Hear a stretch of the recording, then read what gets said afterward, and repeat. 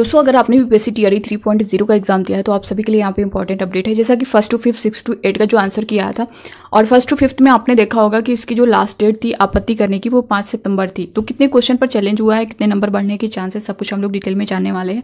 साथ ही दोस्तों यहाँ पे अगर टीआरई 1.0 टीआरई 2.0 से भी रिलेटेड है, शिक्षकों के जो है ट्रांसफर पोस्टिंग को लेकर के आदेश जारी हुआ है, इसके बारे में हम लोग डिटेल में जानेंगे। साथ ही दोस्तों शिक्षा मंत्री का बयान आ चुका है, 1.5 लाख और शिक्षकों की नियुक्ति होनी है, महिला शिक्षकों को अधिक लाभ मिलने वाला है, सब कुछ हम लोग डिटेल में जानने वाले हैं। साथ ही दोस्तों अन्य राज्यों के अभ्यर्थियों को आरक्षण का लाभ मिला है वहाँ यहाँ पे, तो सब कुछ डिटेल में जानेंगे। आप सभी बने रहिएगा वीडियो के लास्ट तक। और दोस्तों नए हो प्लीज़ विजडम मास्टर चैनल को सब्सक्राइब कर लीजिएगा, बेल आइकन को प्रेस कर लीजिएगा ताकि इसी तरह की ऑथेंटिक अपडेट आप तक टाइम पर पहुंचती रहे।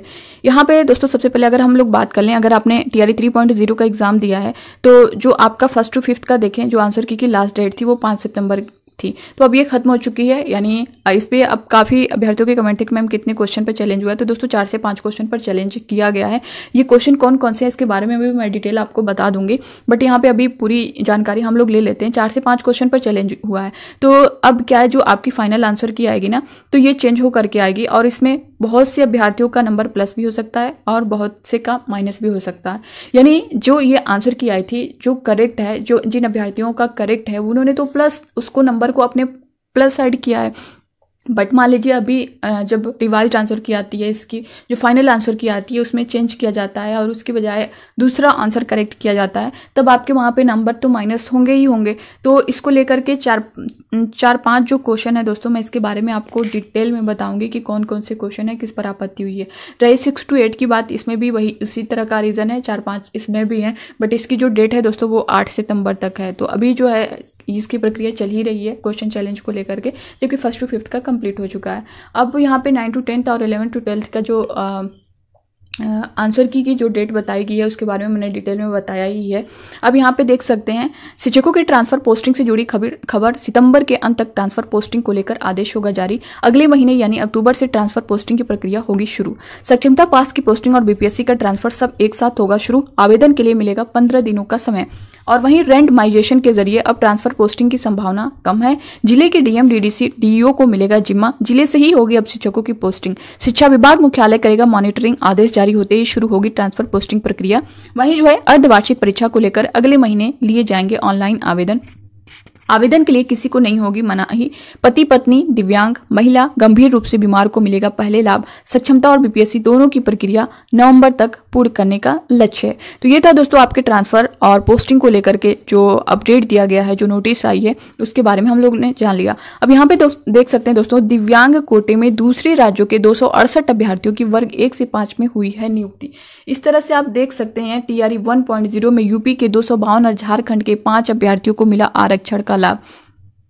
इसके बारे में क्या कुछ दिया गया यहाँ पे देख भी सकते हैं। अन्य राज्य के दिव्यांगों की होनी चाहिए अनरिजर्व में बहाली।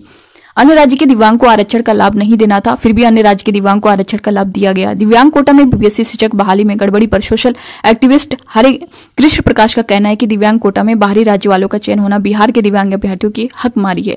बीपीएससी टीआरई नियमों के अनुसार अन्य राज्य के अभ्यर्थियों की बहाली दिव्यांग कोटा में नहीं बल्कि अन्य रिजर्व कैटेगरी में होनी चाहिए। वहीं आवेदन के लिए तैयार पोर्टल में ही गड़बड़ी का लगाया आरोप। अभ्यर्थियों का कहना है कि बीपीएससी ने फॉर्म भरने के लिए जो पोर्टल तैयार किया है उसमें गड़बड़ी है। टीआरई के लिए अगर उसमें जनरल कॉलम फिल कीजिए तो उसके बाद भी कैटेगरी वाला, दिव्यांग वाला, स्टेट वाला कलम दिखता रहता है, जबकि अन्य किसी डिपार्टमेंट का फॉर्म भरिए तो उसमें जनरल डालने के बाद अन्य कुछ भी नहीं आता। अभ्यर्थियों ने टीआरई 1.0 और 2.0 की सीबीआई जांच की मांग की है। इसके बारे में यहाँ पे पूरा डिटेल भी देख सकते हैं। बीपीएससी की ओर से हुई शिक्षक नियुक्ति में गलत तरीके से दूसरे राज्य के अभ्यर्थियों को आरक्षण का लाभ दिया गया है। बिहार के अलावा अन्य राज्य के अभ्यर्थियों को किसी भी तरह के आरक्षण का लाभ नहीं दिया जाना था, लेकिन टीआरई 1.0 और 2.0 में इस नियम का पालन नहीं किया गया। स्थिति यह है कि केवल पहले चरण की नियुक्ति में वर्ग 1 से 5 की जनरल कैटेगरी में दूसरे राज्य के 268 अभ्यर्थियों का चयन दिव्यांग कोटे में किया गया है। इसमें सबसे अधिक 252 अभ्यर्थियों उत्तर प्रदेश के रहने वाले हैं। इसके अलावा झारखंड, राजस्थान, हरियाणा, पश्चिम बंगाल, मध्य प्रदेश और दिल्ली के एक अभ्यर्थी की नियुक्ति हुई है। यह खुलासा आरटीई के जवाब में आयोग की ओर से दी गई जानकारी से हुआ है। बिहार लोक सेवा आयोग के प्रशाखा पदाधिकारी सह लोक सूचना पदाधिकारी की ओर से एक अभ्यर्थी का आवेदन का जवाब 12 अगस्त को भेजा गया है। इसमें कहा गया है कि टीआरई 1.0 में वर्ग 1 से 5 तक जनरल में अस्थि दिव्यांग कोटे में अन्य राज्यों के 268 उम्मीदवारों का चयन हुआ है। पत्र के साथ सभी शिक्षकों के नाम और रोल नंबर के साथ उनके राज्य का नाम दिया गया है। ऐसे में कहा गया है कि दोनों चरणों की नियुक्ति में यह संख्या 3 गुना तक बढ़ सकती है।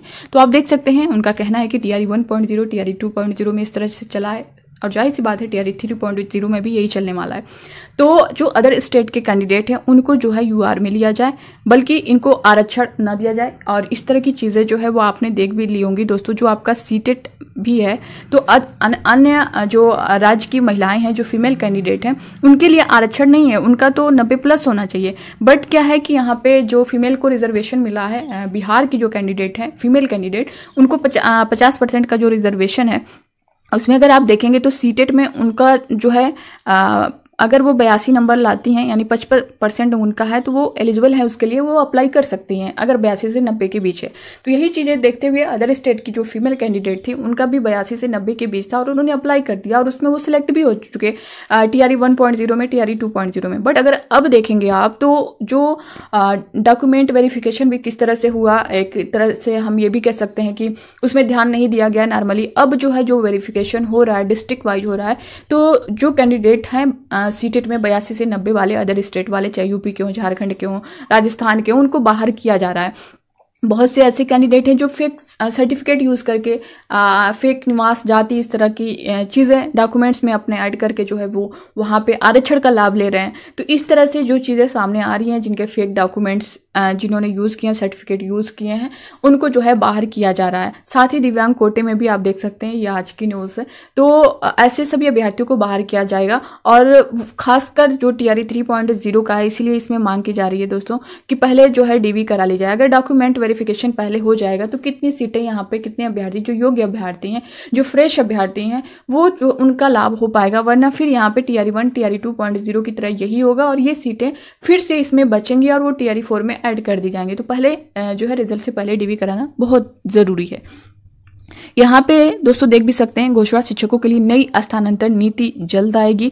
यहाँ पे दिया भी गया है 42 शिक्षक राज्य पुरस्कार से सम्मानित हुए, अपने बच्चों की तरह पढ़ाएं सिखाएं शिक्षक सिद्धार्थ। यहाँ पे देख सकते हैं स्कूली शिक्षकों की नियुक्ति में डोमिसाइल नीति लागू नहीं होगी। ये बयान जो है आपका शिक्षा मंत्री के द्वारा बोला गया, क्योंकि इसको लेकर के अभ्यर्थियों द्वारा अनुरोध किया गया है कि डोमिसाइल नीति को लागू किया जाए और TRE 3.0 में भी लागू किया जाए। तो उनकी तरफ से साफ तौर पर इस चीज़ का आप देख भी सकते हैं कि डोमिसाइल लागू करने का ऐसा कोई विचार नहीं है। TRE 1.0 में, TRE 2.0 में, TRE 3.0 और आगे भी वो उन्होंने कहा है कि वो अपनी पॉलिसी में कोई भी बदलाव नहीं करेंगे। और 1.5 लाख शिक्षकों की होगी नियुक्ति, शिक्षा मंत्री का कहना है यहाँ पे। जैसा कि आपका जो TRE 4.0 लगभग 1,60,000 जो पद हैं दोस्तों वो आपके TRE 4 में आने वाले हैं।